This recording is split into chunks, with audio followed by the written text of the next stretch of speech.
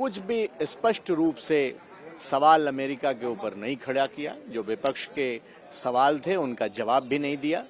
जाहिर सी बात है कि एक बड़बोला व्यक्ति जो 7 समंदर पार बैठ करके लगातार भारत को अपमानित करने का काम कर रहा है, उसकी सामरिक शक्ति को कमजोर आंकने की, बताने की कोशिश कर रहा है और साथ ही साथ जो टैरिफ लागू करने का काम कर रहा है वो निश्चित रूप से निंदनीय है।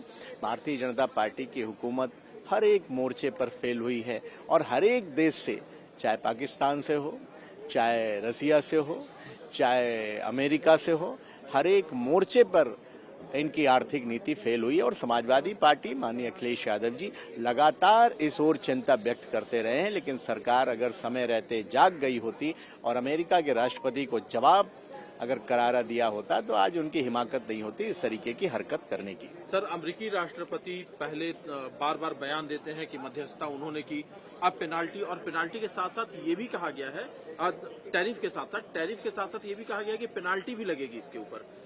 ये इस तरह की धमकी भरा लहजा है उनका। हालांकि मैं कुछ कहूंगा तो छोटे मुंह बड़ी बात होगी, लेकिन कल जिस तरह माननीय प्रधानमंत्री जी ने संसद के अंदर कहा कि मैं भारत का पक्ष रखने आया हूं, एक बार की मुझे लगा कि मैं पाकिस्तान की पार्लियामेंट में हूं और सामने पाकिस्तान के सांसदों को संबोधित कर रहे हैं माननीय प्रधानमंत्री जी।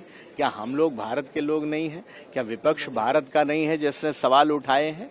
तो कहीं ना कहीं कल जो माननीय प्रधानमंत्री जी का भाषण था वो निराशाजनक था और टैरिफ के ही मामले में नहीं, युद्ध विराम के मामले में भी जो विपक्ष ने पूछा था माननीय प्रधानमंत्री जी से, एक बार भी माननीय प्रधानमंत्री जी ने अमेरिका के राष्ट्रपति का नाम लेकर के ये नहीं कहा कि नहीं, अमेरिका के राष्ट्रपति लफाजी कर रहे हैं, झूठ बोल रहे हैं और उनके किसी दबाव में भारत आने वाला नहीं है।